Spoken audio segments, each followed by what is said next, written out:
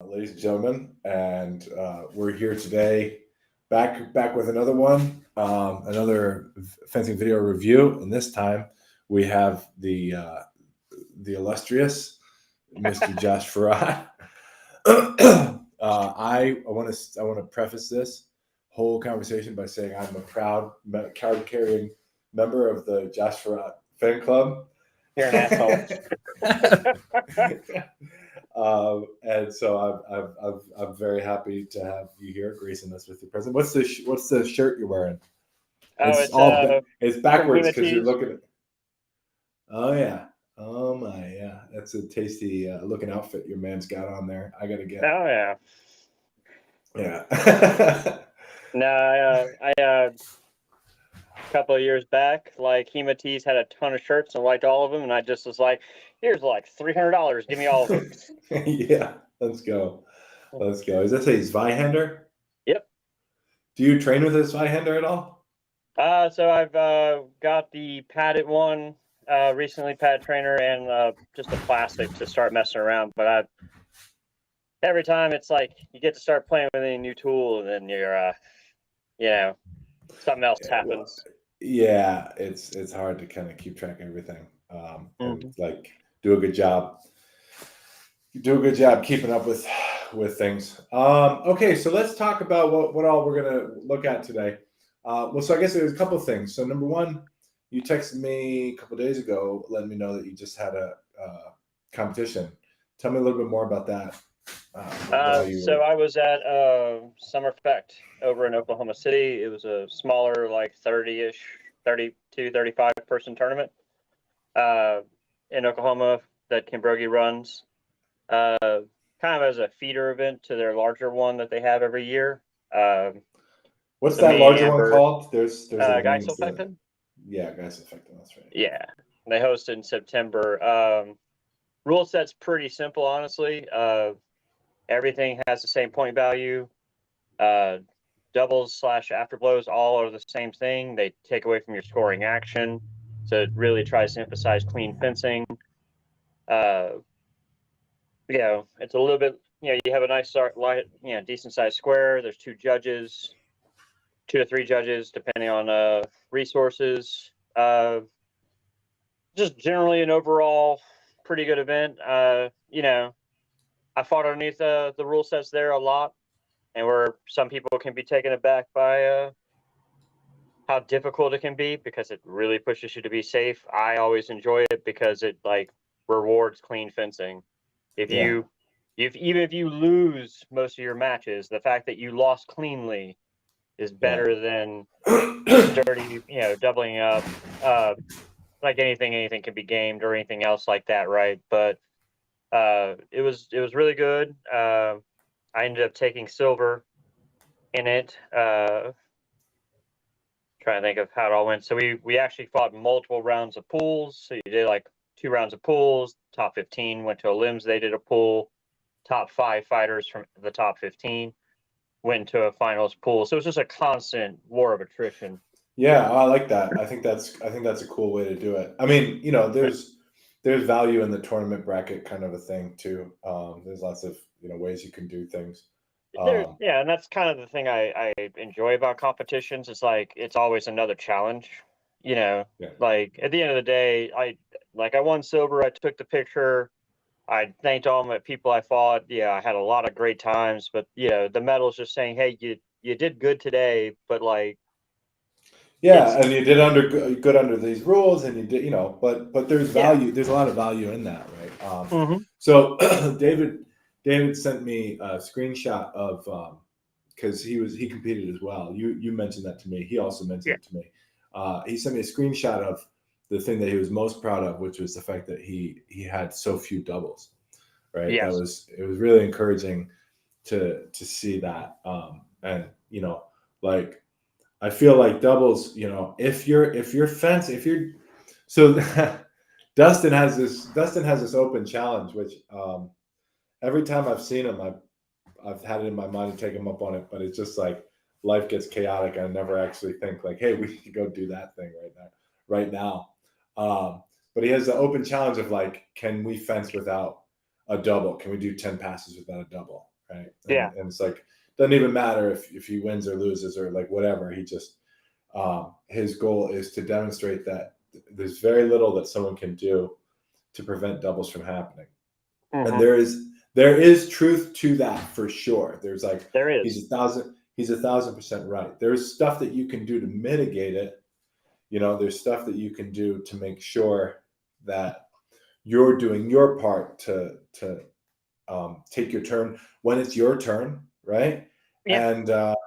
And not take your turn when it's not your turn, right? That's the thing. It's knowing the difference and spending lots of time. But even then, it's like it can be your turn, and if your training partner isn't responding in a way that sort of recognizes that it's your turn, then you might get hit by their action, right? Right. And sometimes you actually have to change the way. Like honestly, you probably have to change the way you fence, right? Like if you were in that type of situation. Yeah, so that's actually an interesting statement to lead into, point blank, honestly. So at the tournament, there was a couple of like guys who've been doing this. They're like teenagers, like on the edge of the of it all. But they had joined in. They had drove over from Shreveport to try out doing HEMA. They only been doing it for a month. And the way I fenced against one of them that I had in a pool, it's like the way I fenced him was completely different than how I fenced anybody who's had training, right? Because it goes into that scope. Like me and you fence, we understand the rules of the engagement. We understand the rules of the road and driving, right? Right. Like, yeah. Exactly. Yeah. Exactly. Like, where to stop sign? Who pulled up to the stop sign first? Right. It's exactly. Like you have to go. Even though I'm trying to hit you, I know that it's your turn to move right now, and that best case scenario for me, I'm going to get hit. Right. Right. And so they don't know the rules of engagement, right? Or they don't know the rules of the road. Like these things I find are some of the big things I try to teach people is like register it all. When we met up in July and did a lot of training, that helped me refocus on backing up. So it came to being into strong positions. 5 words comes out. Like you look into our sources and our places, and we're all about like, hey, maybe they were kind of trying to help you have understanding the rules, or hey, the rules aren't the best here. Sometimes it's just good to hold. Oh, there's the opening. Take it. Right. Yeah, I think. So I wrote. That was actually the first article I ever wrote when I was piecing this together. I was coming up with my sort of sense of the 5 words, and the first major, like the bold claim that I made was that strong meant this other thing, right? Like, so strong didn't mean the strong of the blade. Right. And it meant this other thing. It meant extending the strength of your structure through the entirety of the sword, right? And then using that to push outward of the center line. That was believe it or not, back in 2017, that was kind of a radical thing to say. Oh, I remember. Yeah, right, exactly. But the thing I actually still have that article printed. Well, right. Well, so the thing that I wrote in the article, like the reason that I wrote that article wasn't just to make that claim, although that was sort of subversive. It was meant to be subversive. But the claim that I was making is like, hey, if you're not, right? So like Leichenauer has a plan if you're strong. And if you're not, he doesn't have a plan. So what is that? What do we take from that? Do we take like we just flail? Like or do we take like, hey, we're not in anything that sort of anything analogous to what we see in the text in this particular configuration. Maybe the best way to play this is just back out and try and reset it and get back to a thing that the text, and that was the whole point of that article is like, hey, if you're weak in the withdrawal. Yeah, that's right. Don't be weak in the Krieg. Don't be weak in the Krieg, right? And ever since then, it's actually hilarious because I'll be there fencing and be like, oh shit, weak in the Krieg, back out. Yeah, exactly, right. And so here's a question, and this has been going on.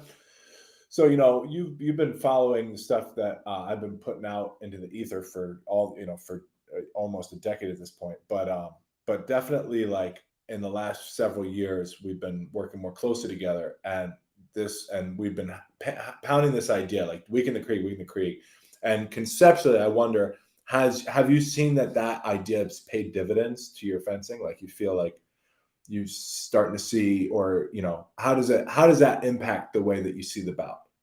So I will say, like, in the year and a half since me and you like spent time in Atlanta for 4 hours on a porch, everybody astounded as we're sitting here just going on this philosophical deep dive as we do our fencing. Since that time, it has fundamentally improved my fencing, just because I like the idea of simplified concepts in your head. So like, I weaken the Krieg, no, right? And that's like, we get really caught up in complexity of discussions, and simplicity is best. Because simple you can do. And so it's really helped me in dividends, especially like this past weekend. I feel like I'm getting, with my job and how my world is, and I'm forever busy and I never get to do things the way I want. But this past weekend, where I'm a very offensive, like I'm in your face coming at you, I found myself not good reset, but not like running away reset, but clearing back to the soup fetching. Right. Yeah, exactly. Re-enter. Right. And allow them, and on occasion allow them to, like, especially, and this must have been true with the guy that you had to change stylistically to adapt to the sort of the novelty of the experience for him, that you probably had to wait for him to enter and make mistakes, right? Enter in ways that were, right. I mean, as we've talked about it into, me and you have talked about this at length about how you enter into the soup fetching, what wards are you in, what positions, what's your actions doing. We're trying to, one of my guys says it's about you're creating the future, right? By reducing it down. Because if I come in and I do this action, or I'm forcing you in these places, you have two things to do, and a 50-50 chance is a way better chance than I have no idea what's going on. Right. And not only that, but like, so not only do you have less opportunity to guess wrong, but you have more of an ability to see the things that are happening. So not even guess, right? Like you can actually, because you can narrow what you're looking for down, right? Right. And it's also, and it goes into like discussions me and you've had about, says you're coming into the soup fetching, like looking at the feast plate as well as the positions of the hands and the sword. Are they weak in the Krieg? Looking at the feet. Okay, he's weak in the Krieg, which means that to perform a hit or do something, he has to go this way. Let me move over here. Oh, I just blocked your path. Oh, you're confused. Thank you. Right. Exactly. I'm strong. Exactly. I'm strong in all ways. Go.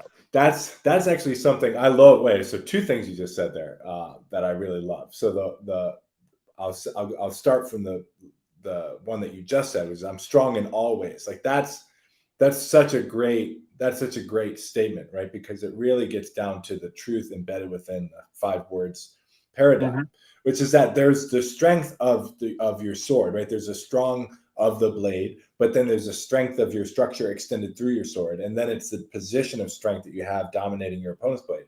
But then there's also the strength of your composure, of your comportment, right? And the strength of your knowledge of the situation, right? So like when we say don't be a buffalo, and I think we said this down in Louisiana, like don't be a buffalo could mean, hey, your opponent's pushing on your blade. Why are you trying to push back? Like it could be something that simple.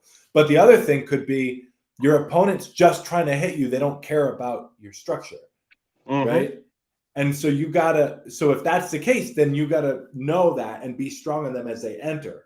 And the point is, fencing with Fueling is more than just fencing with the tactile sensitivity of what is my opponent doing with their blade. It's what's my opponent's intentions, how cognizant are they of what the hell's going on, right? Fueling extends all the way to like, Fueling's from the second the second the swords are in hand and you're approaching each other in any measure distance, right? Like right.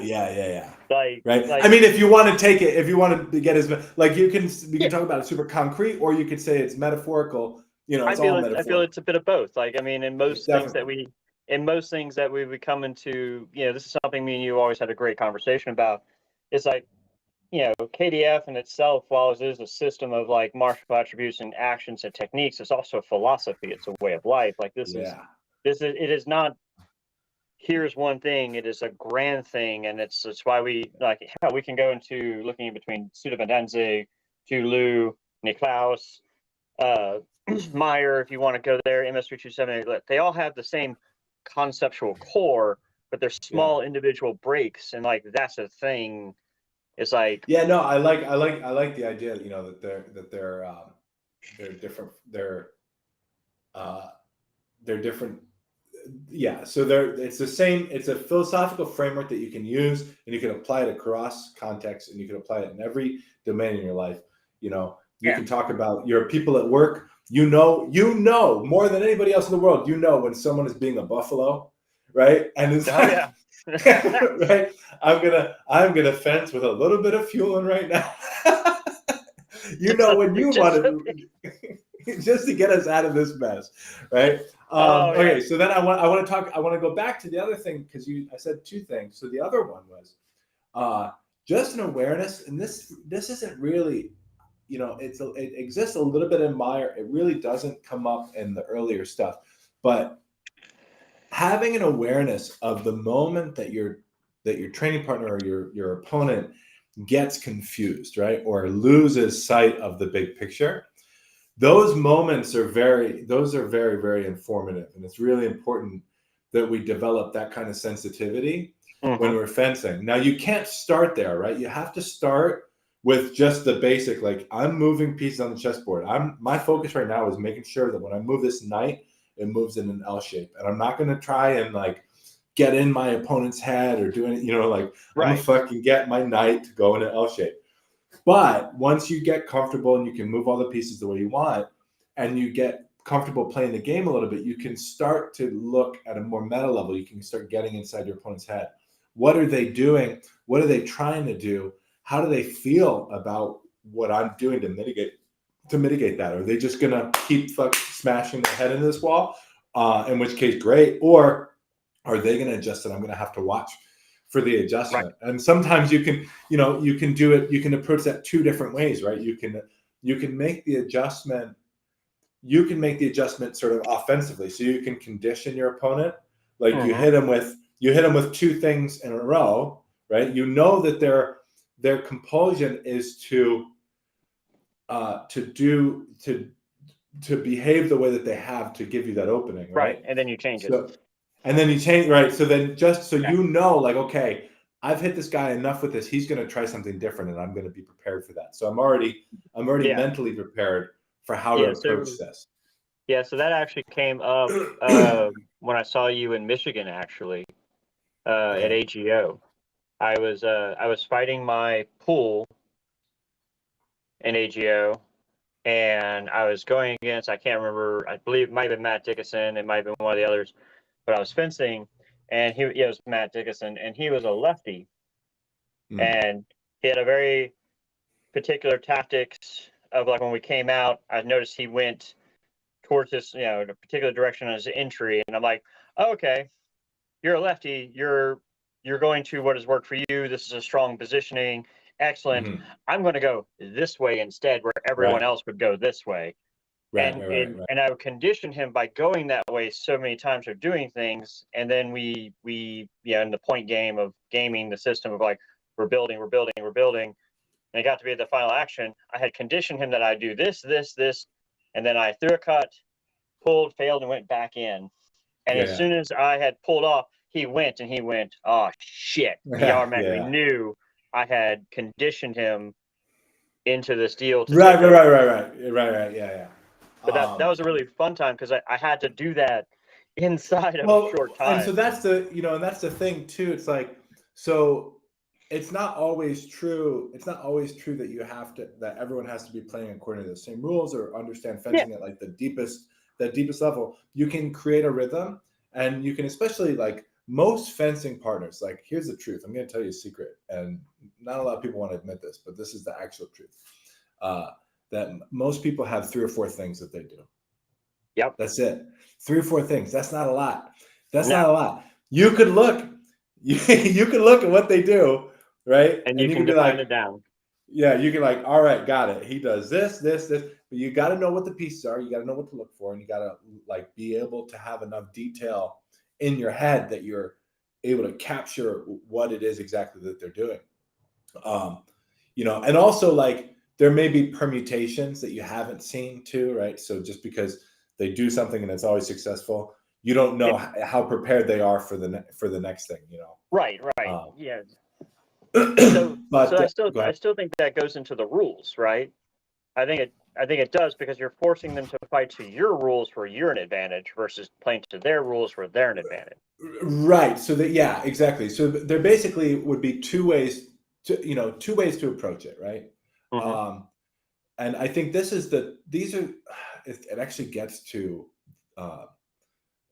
the difference between Italian and Spanish schools of swordsmanship, philosophical schools of swordsmanship in the late 1500s and early 1600s, where they're talking about like the Spanish are more interested in science, and the Italians are more interested in art, right? Yeah. And so what do I mean by that? What I mean is that the Spaniards are interested in doing everything perfectly, right? Yep. So they believe that if you can train yourself, go through the process of like rigorous development and particular methodical skill development to like choose among the correct set of skills, learn to apply them in context, that you could learn to deal with anything, no matter what happens, you can be good enough to deal with it. And then you don't have to interact with your fencing, right? Mm-hmm. You get the inputs. Go to the right angle. You know what I'm saying? Yeah, exactly. Yeah. You get the inputs, and then you apply your function, and the output is you hit them, right? Yep. And that's like the Spanish metaphysics, right? But then the Italians are more amenable to the idea that there's too much variation and it's too complicated, and there's too much room for people to condition each other or to get in each other's heads and create these moments that I think personally, like I'm sort of more in this, like, obviously if you spend any time with me, you know that I'm super interested in the Spanish perspective of like, what do we do here? This is what he's doing. What do we do here? Right? Like, oh yeah, we should all we should all learn to do that, right? But then once we get really good at that, I feel like, and this is what one of the ways that we can treat it is, if two people are fencing according to the Spanish model, right, where everyone can be totally perfect, right? If they fence for however long, what's the inevitable outcome going to be? If both fences are fencing perfectly, what's going to happen? I mean, no one wins. I mean, basically, double, 0. Yeah, either double or a stalemate, one way or the other. No one's going to win. If they're always fencing perfectly, then they're both going to do whatever it takes to keep. It just forever ends there, and you like that. So going into the Spanish-Italian discussion, because like we can go down this rabbit hole, right? I do want to get to the video, but go ahead. We'll get there. You knew what was going to happen, James. You knew what was going to happen. No, but I think that is I think having those two views together is fencing, right? Yeah. Right. Like you're seeking that perfection. You're trying to understand all these things, training yourself up, but then you have a rigidity, but you have to have the fluidity of the art and everything else to be able to adapt and to mold and to change and like, because if we're off, if I'm, you come out and you do this and I perfectly react, the answer. But if I do something different and then I take it, now I have right. And so the way that I think about it, and actually there was a neat article that was written. So both of these ideas, this is stuff that I've been talking. I don't know if you know Rob Rutherford. Do you I know Rob.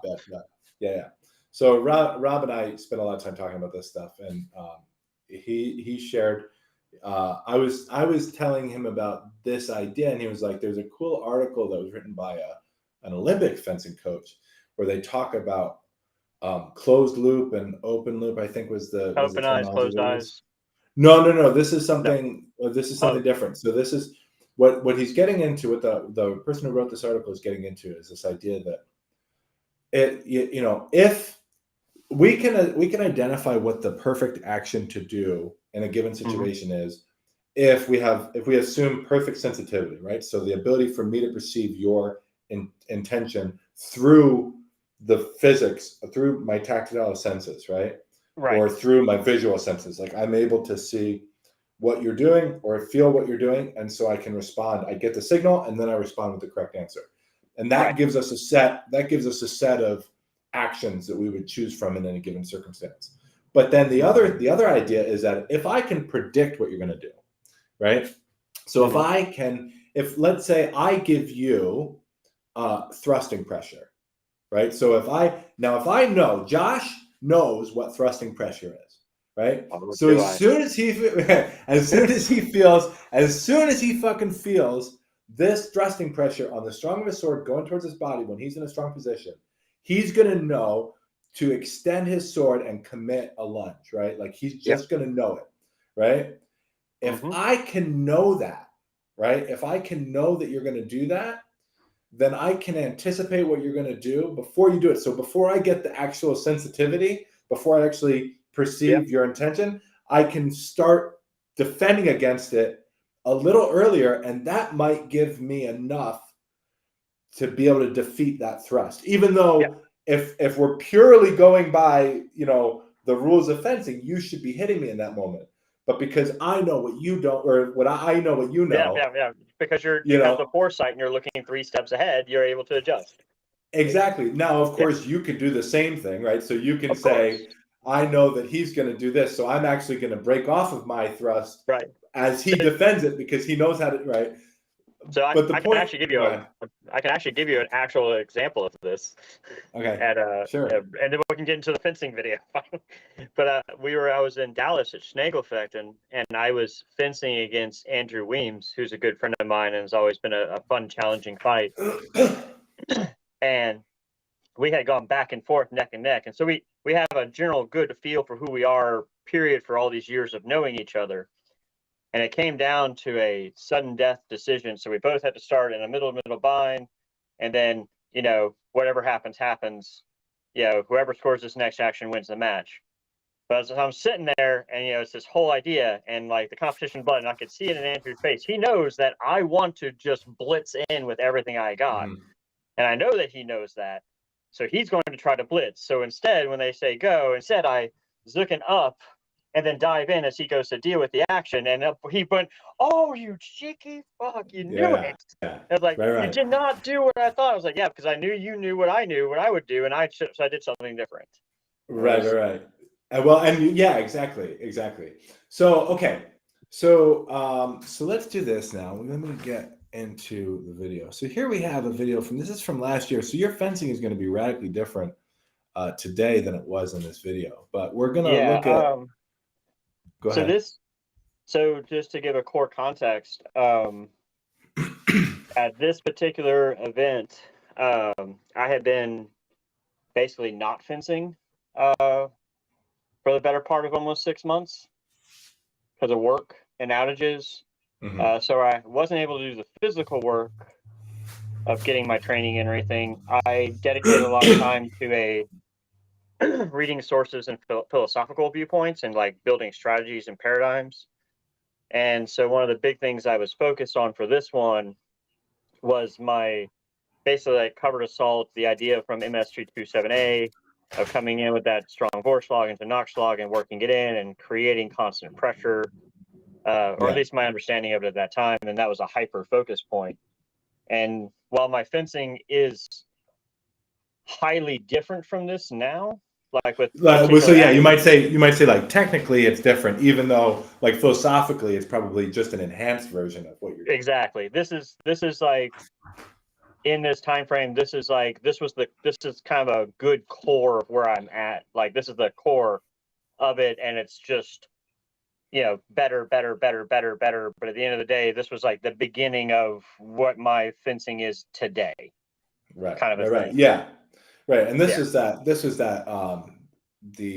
day that so I think you had actually already competed in this, and we spent that night just kind of hanging out on the porch. After all this is the night we hung out. So this is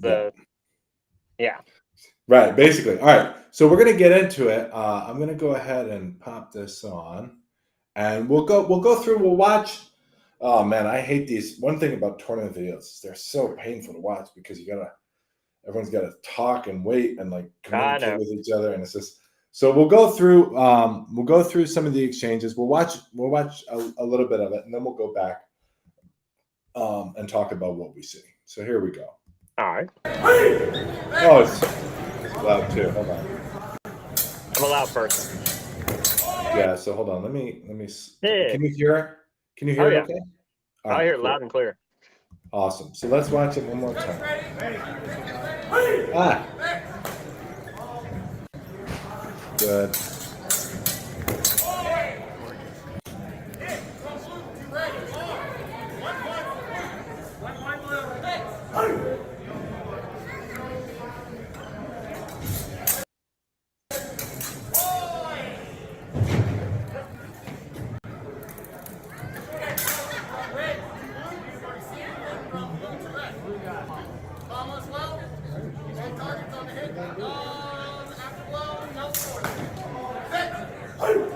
Ah, I love it. Good. All right. So yeah, so there's a couple of exchanges in there. Good stuff. Good stuff. There are little details that we can look at to make it a little bit better. But generally, I do like the mindset, right? Like you already talked about this. It's you know that you've got a game plan, right? You're looking to create motion. That it seems like a lot of so for instance, the two good hitters in that three hitters that we watched, right?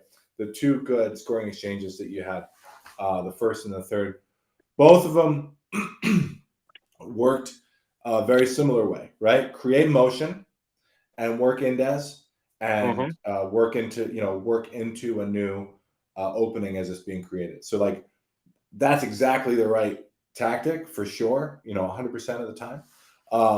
There's quite a bit of weakness going on that your opponent didn't capitalize on, but that's no big deal, right? We fix that. We fix that, and it won't be an issue. Also, you have good athleticism. I love your energy. It's like, Gotcha, man. Yeah. Right. So go ahead. Well, it's this is gonna be so ridiculous. That actually comes from an old weightlifter I worked with when I worked offshore.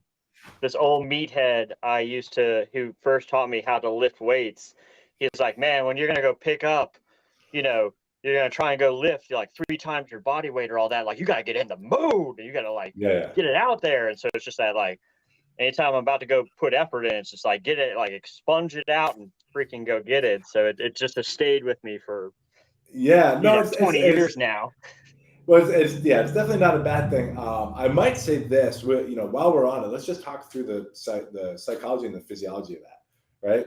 So like when you're weightlifting, you're sprinting, right? And by sprint, I don't mean that you're running a sprint. What a sprint is actually is putting forth 100% effort, right? So 100% effort on performing the movement pattern, right? Versus like 60-70% effort performing the movement pattern. You can't sustain 100% effort, like nobody can, right? Like that's what it means to be, as humans, we can do 100% of what we can do, but then that peters out very quickly, right? So it's all about work until you can go 100. And again, now, I'm strong and always go. Now right. But one thing to be careful of, just thinking about that, and obviously you've struck a balance, but just for anyone seeing that and feeling like that's what they need to do, there's a lot of you can't go too hard in that direction because then it becomes you're a buffalo, right? Right. And that's that cusp, right? That's that double-edged sword, right? So that's what happened in the second one.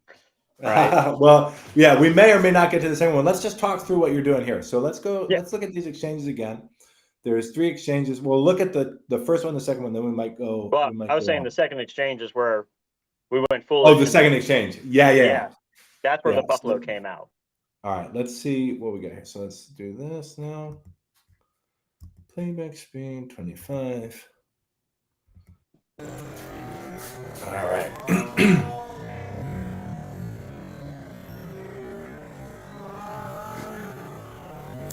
So just want to say, I love the footwork, right? I love the posture, right? Let's look at that one more time. I'm going to stop it when you get to.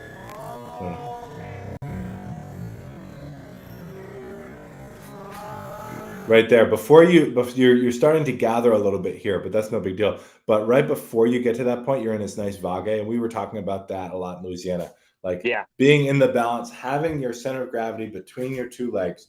You know, you never want to have your center of gravity closer to one or the other unless you're doing it deliberately to move your body, right? Exactly. So that's excellent. And what we got here? So that right there. I don't know. You're sensing, and so that's okay. Like I don't have a problem with the fact that you kind of weaken there. So your body is coming a little bit forward, but he's moving back.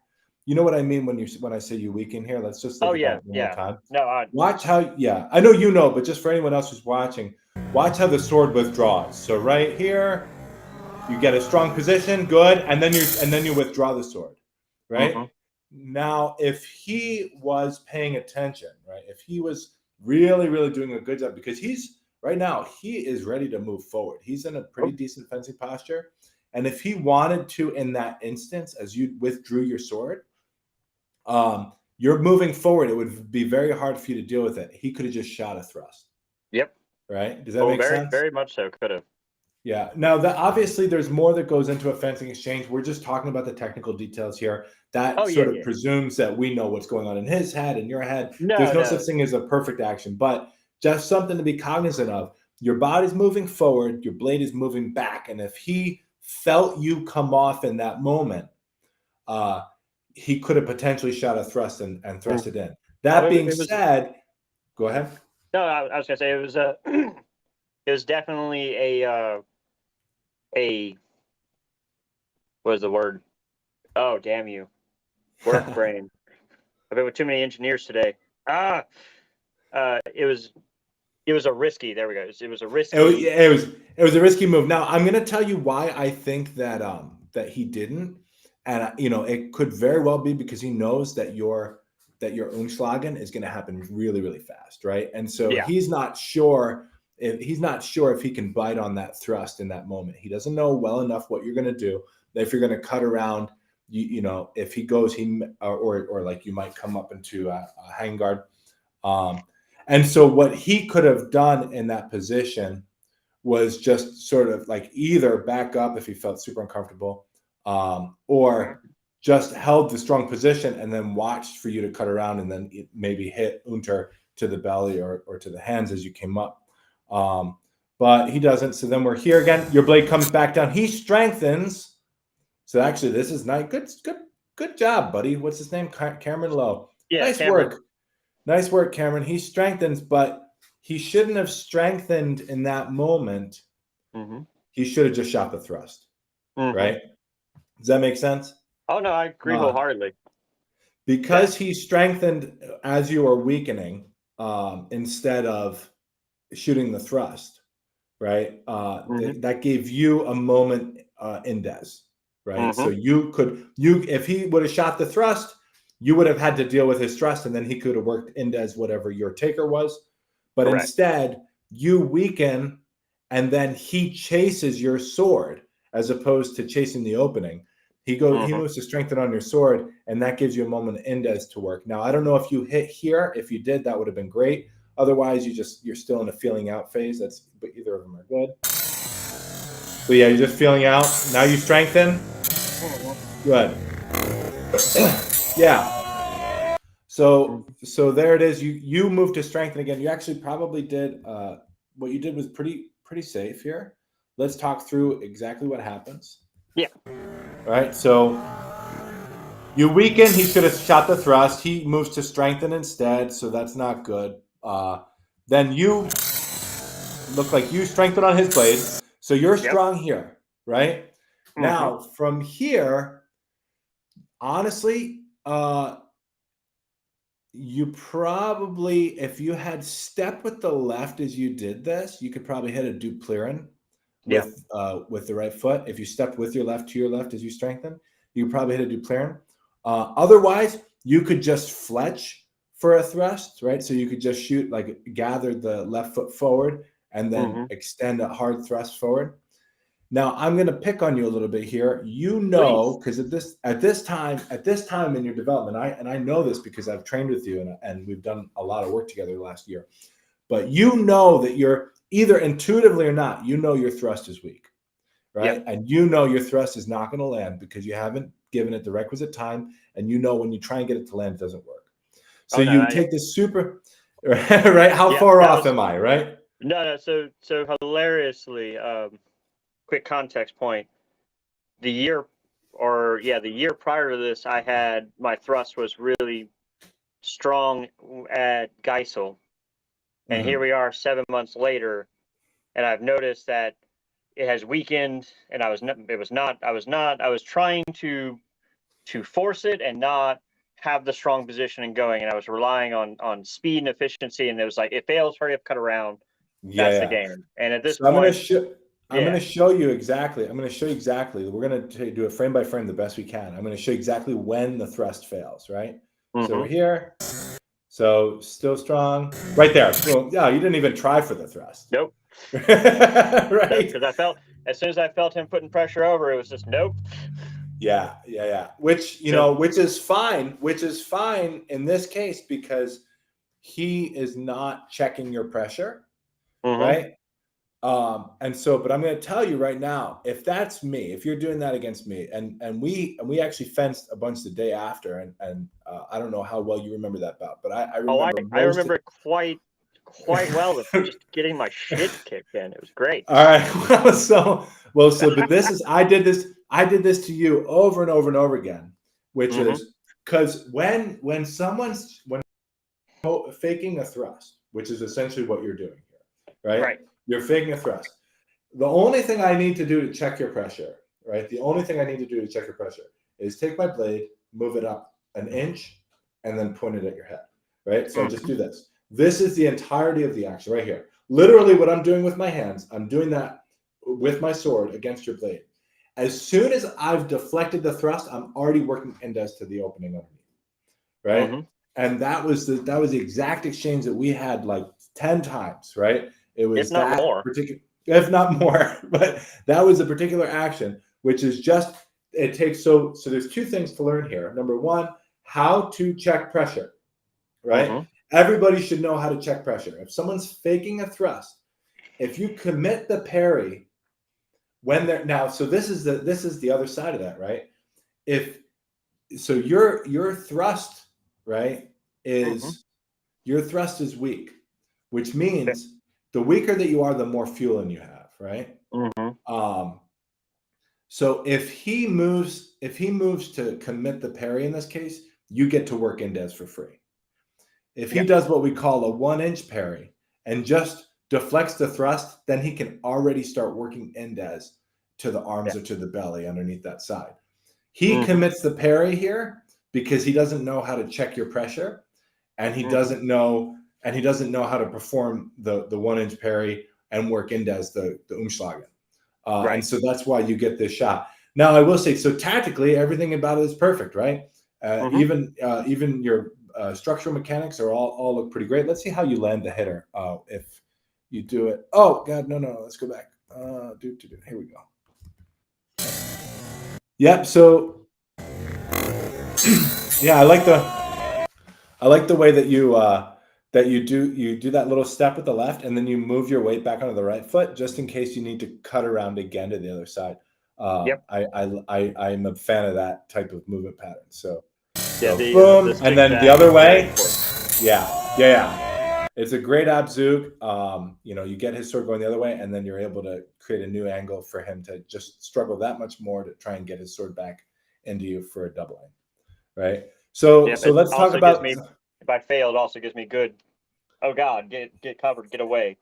Right. So let's talk about the good, right? So the good is you came in a strong way, so that was perfect. There was one weakening, that if he was being more cognizant of, he could potentially have shot a thrust, maybe not land the thrust. You might have been able to deflect it, but then he would have had an opportunity to work indes depending on what you did there. Correct. And then, so you did that, but then you took another strong position. And honestly, you could have landed a thrust just from that position if you would have put the point to him. That's okay. You didn't. You did a weak thrust. He could have checked the weak thrust by just checking your pressure and then knowing, like, okay, this person, and sometimes when I'm doing it, sometimes when I'm checking the pressure, like, because here's the thing: if I move to check your pressure and you're doing a strong thrust, I'm gonna eat it, right? Like and you know what I'm saying. So it's sort of nothing is without risk, right? So if I'm like, hey, is this thrust really strong enough? And I check the pressure and you fucking land me, you staple me to the wall with your sword. Like, okay, got it. He's got a strong thrust. Commit the parry, right? We definitely showed that this past weekend. I think majority of my scoring actions were strong thrusts.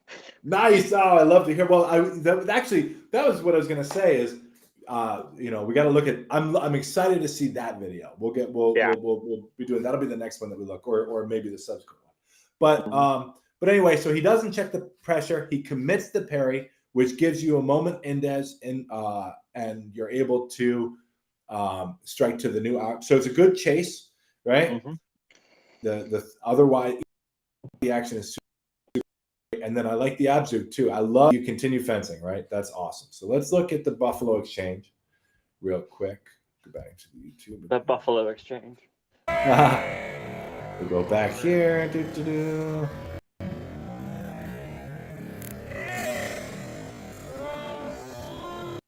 Here we go. Yeah. So good, strong position. Man, what I can't see what your feet are doing. It looks like hopefully you're doing some kind of a gather step forward with your left foot because you're not in lunge range at this point. Right. It was so knowing my game at the time of not having a strong lunge yet, or at this time of developing the core aspects we're working here. Like it was much more of like I'm out of range, strong position, gather up, and then because I'm going to try and do the same thing, right? Even though I know looking at this, we're strong, figuring I'm going to be cutting around again. Yeah, man, and so that's got to be like the brightest, or the most illuminating aspect of the way that your game has changed, right? You see this now, you're like, oh, dude, there's no way this ends except for I fucking thrust him in the face. Oh, right? Yeah, no, I've watched them all recently, and it's like, oh.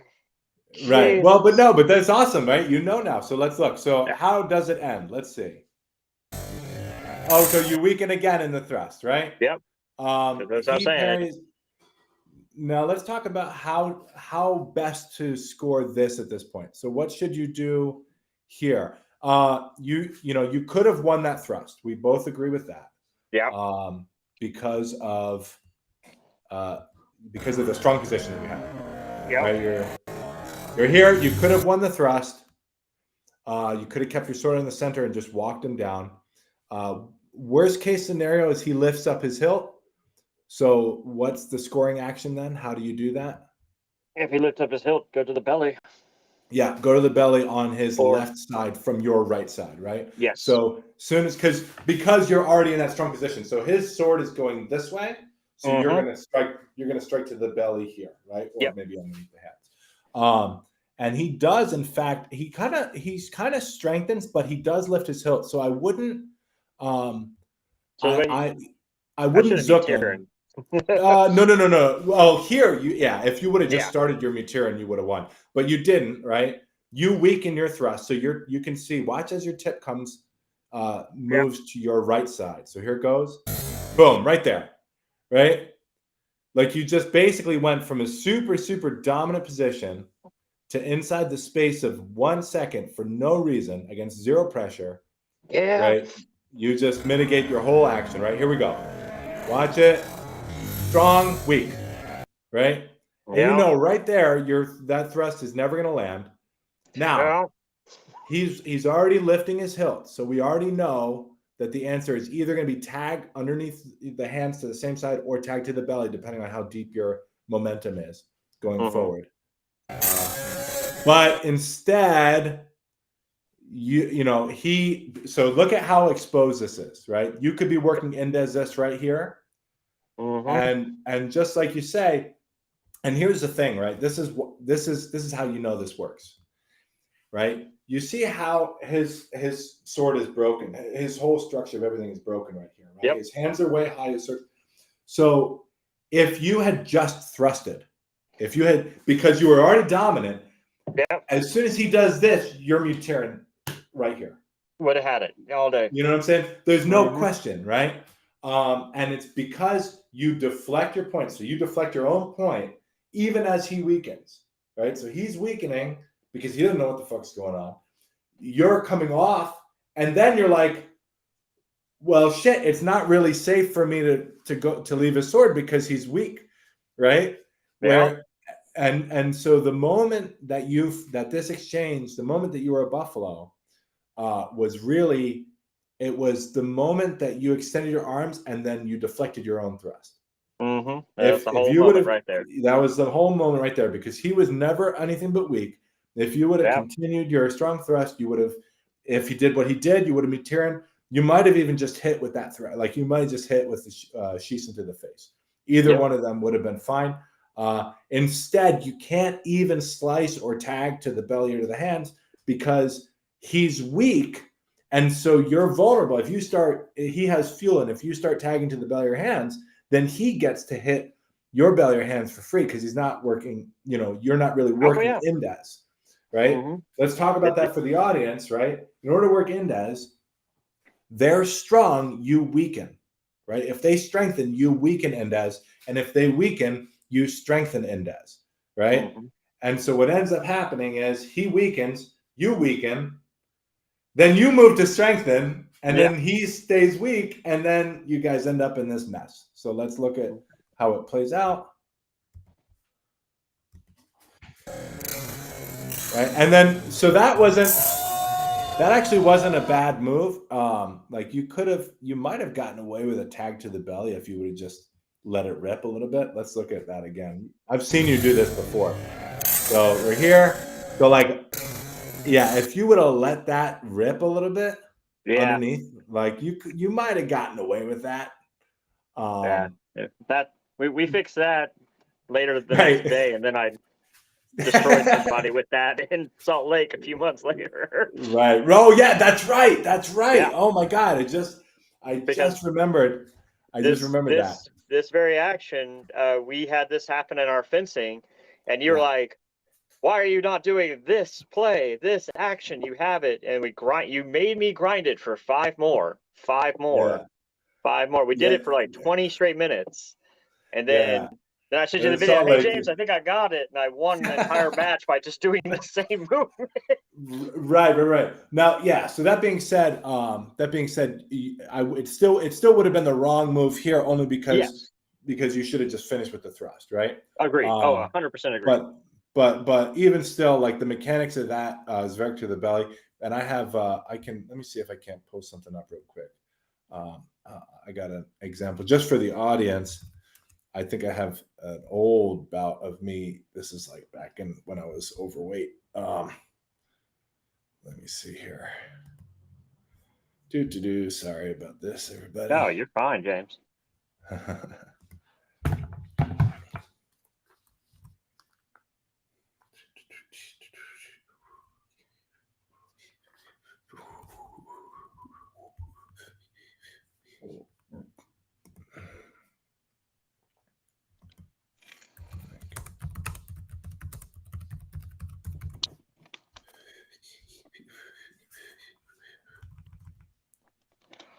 I'm like trying to look it up on YouTube, and you're good. It's just hilarious because there's so many people named Mike and James. Yeah. Right. Is it on the Historical Fencing channel, or is it? No. This is like on my old. This is on my like. I still keep a personal YouTube channel. Yeah. So while you're looking, you'll be proud to know that like all that strong thrust work we did do like this past weekend was quite highly effective and devastating. I was very Did you get any video of it? So they recorded the entire finals match. So all 4 of my matches for that final 5 we got recorded. Majority of the event, just kind of how it all played out. Me, Amber, David, like we were all kind of competing at the exact same time, so we didn't get much recording until we got to the finals. But that it has a great bout with me and David fighting in the finals. For the final pool of 5, and we both are just working, strong, weak, nope, bam, got it, good.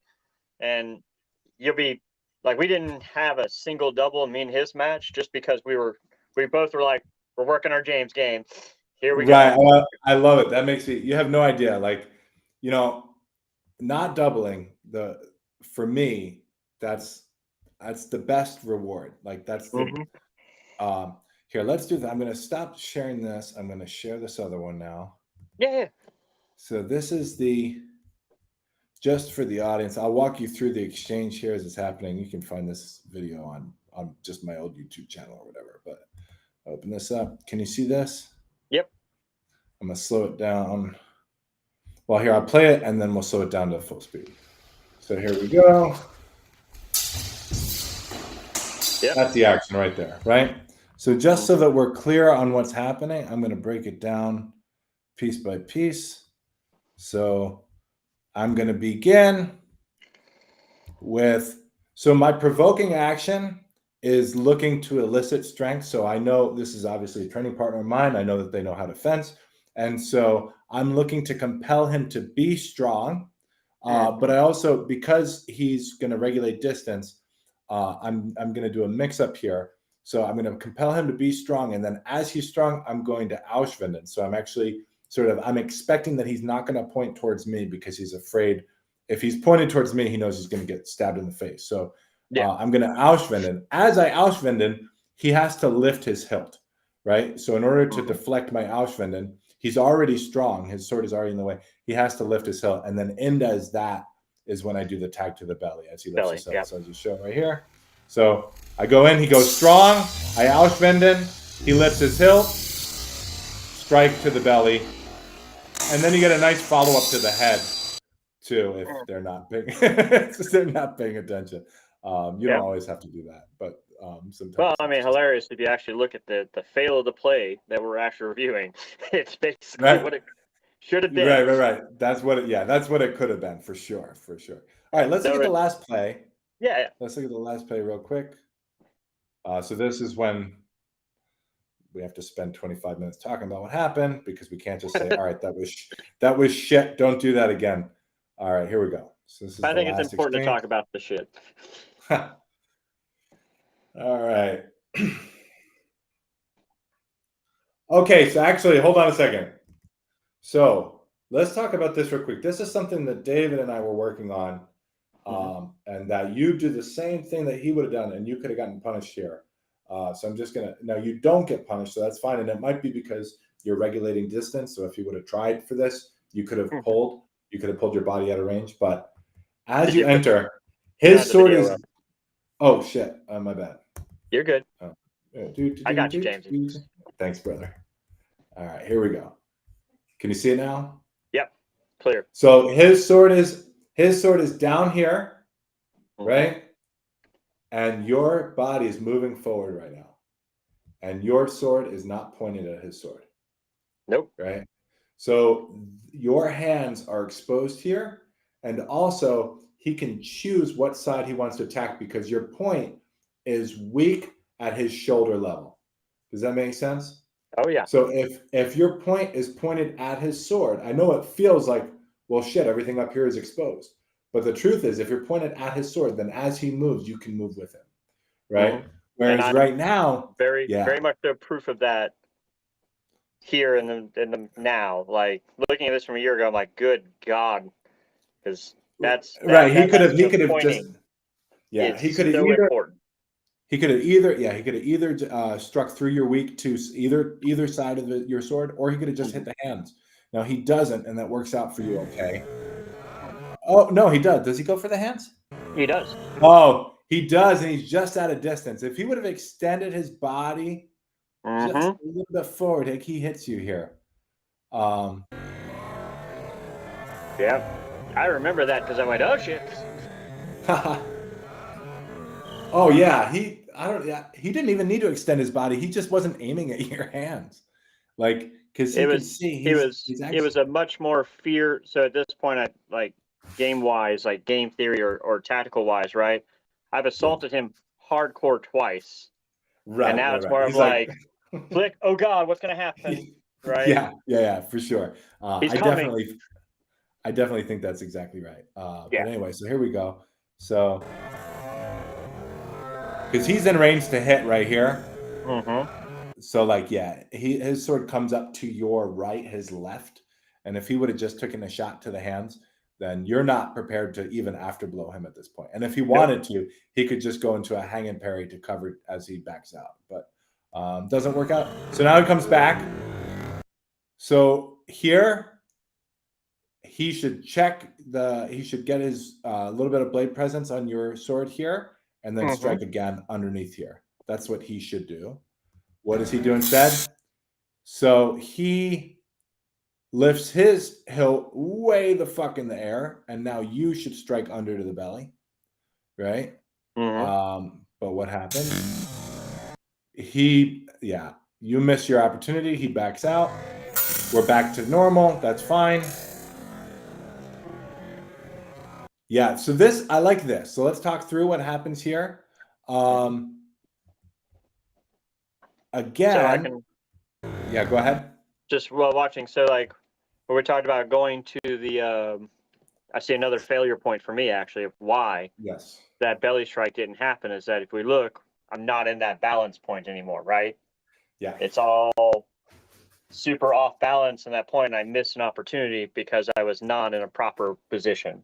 Yeah, that's right. That's exactly right. Yeah. That's and like the footwork and moving through the postures, like we drill it 5 minutes a day every time that we practice, and it's not, you just get used to it.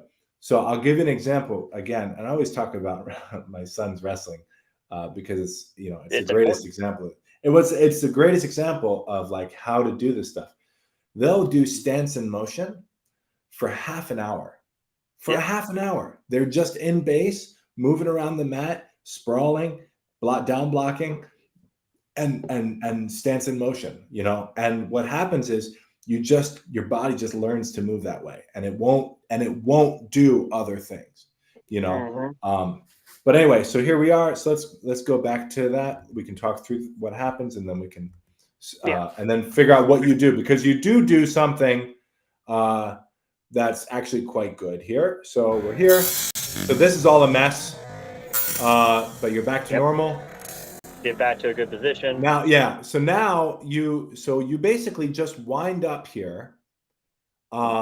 If he was paying more attention, he could have again thrusted. I would probably have tried to thrust to your hands as you went up for this position, but he might have been behind a little bit. And by behind, I mean just like you might have felt, and you might have intuited this as you're fencing. It's like, man, I'm using feeling, right?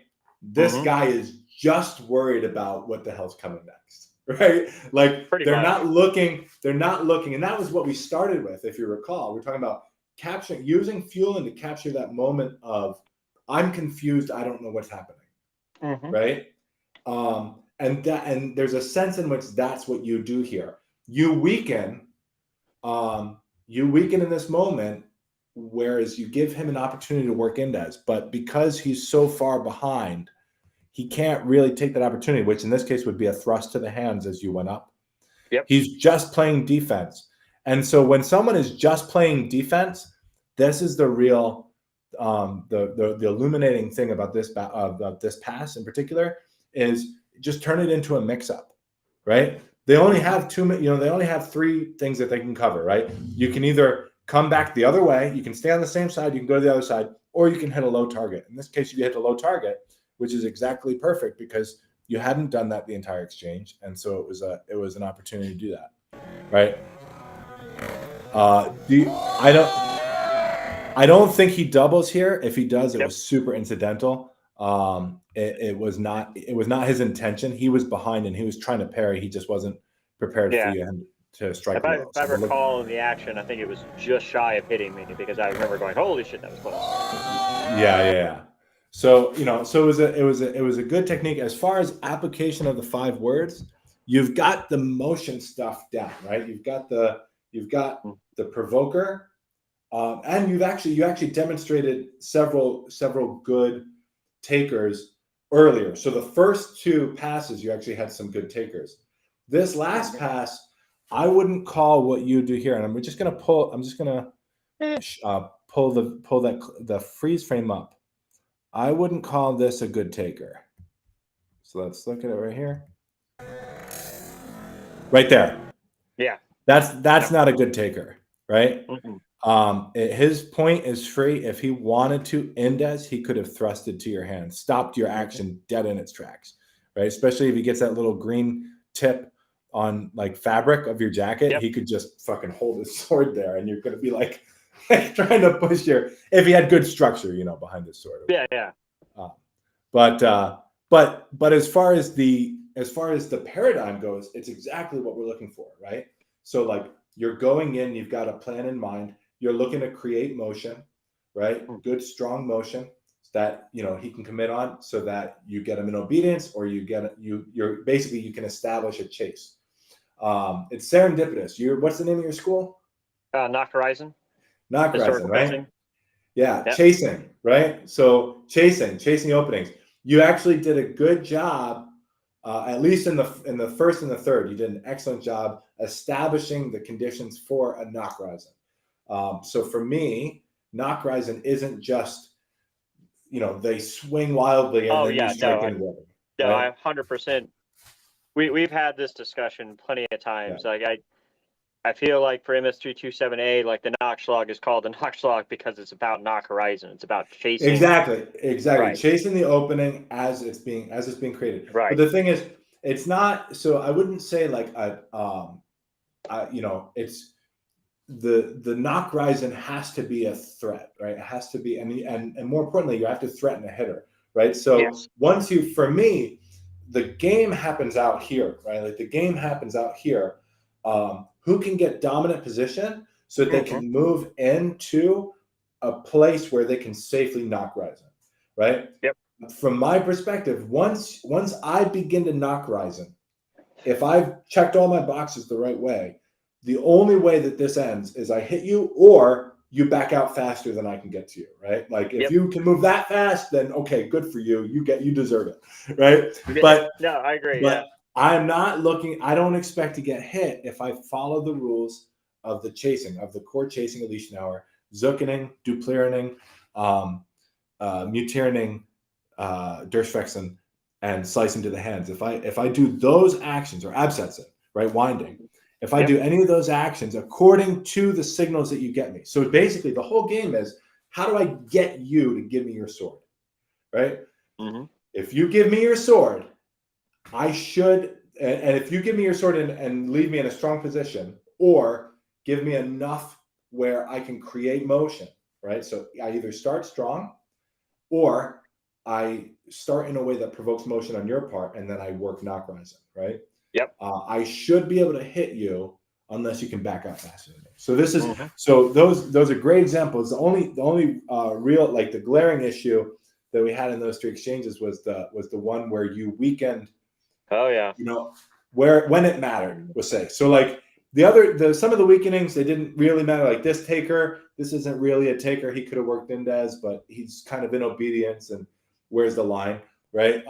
Right. Or the other one, you were sort of very, very early in the suggestion. So just like, I'll actually do this a lot with my fencing students, right? Where if I'll give you my sword a little bit just to see how strong you'll try and be on it, and then I'll just I'll weaken a little bit to see if you commit your strength, right? Or if are you willing to back off your strength immediately? Because both of those are cues to me. So there's nothing wrong with those 2, but the one that really mattered, the knock rising that you failed, right? The deer got away, was the second one, where he weakened and you weakened, right? In which case it became a buffalo moment. In which case, if both fences are fencing weak, then both fences are being buffalo. And like you know, it worked out for you. The first one worked out for you because you weakened, but he also strengthened, right? Now you had already committed to your weakness before he kind of committed to his strength. It worked out for you okay because he strengthened so aggressively anyway. Yeah, but, you know, all right. So we're going to call it there. That's as much of the video that we're going to look at today. But I'm looking forward to seeing, right? So this is for everybody. This is, you know, a year old. So the goal with this video was a before and after, right? We've been working at this for, you know, a year and a half. We've been working through stuff and talking through stuff, and we spent several times where we got together and like dialed in some stuff. So we're looking for measurable progress, right? What's the difference between your fencing then and your fencing now? And I'm sure that, you know, I'm super stoked about seeing, you know, we can even look, well, next time too, we'll look at that, the Salt Lake one, just to show. Yeah, that'd be great. Cause that just seeing it here, like how it's come up and be like, oh yeah, man, we really grinded it and then just worked it literally like 5 or 6 times in a row. Like, did not have to change tactics. Well, right. And that's, you know, that's the thing. That's the Spanish model, right? Like, it's just science, baby. He gives you the inputs, you give him the output. Yeah. So it's on the ongoing, it's on one of the ongoing statements that, my own boxing coach used to tell me, like, for the year I tried that hand before I went out and about in the world. It's like, if you have a combination or you have something that works, don't change it until it stops working. Right. It becomes an issue. It becomes an issue when it doesn't work, and you don't know how to adapt, and you just start smashing your face in a wall. But that's like, you know, and that's, for me, like, that's kind of the highest level of fencing, right? It's like, okay, I've got a thing that I can do, and it works reliably against 90% of the people, but I don't really get to play a game that's engaging until I feel like, oh man, I've got to change.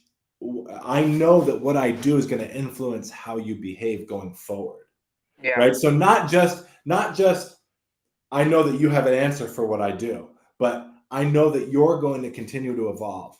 And so I have to continue to evolve as you do to make new creative adjustments as this game. And that's like the ultimate expression of beauty. You know, when people talk about like their favorite fencing bouts to watch, like, that would be, for me, the thing. That would be like wow, dude, that was a masterpiece. Right? That was a masterpiece. Watch it. It's always the bouts you don't record that it happens too. Yeah, for sure. For sure. Yeah. You know what is, yeah. No, right. You know. All right, man. So we'll leave it there. So thanks everyone for joining us, and look forward to part 2, which we'll probably get to in a couple months here. There's going to be plenty of video between now and then. And then yeah, that'll be it. So thanks everybody, and we'll see you next time. Thank you.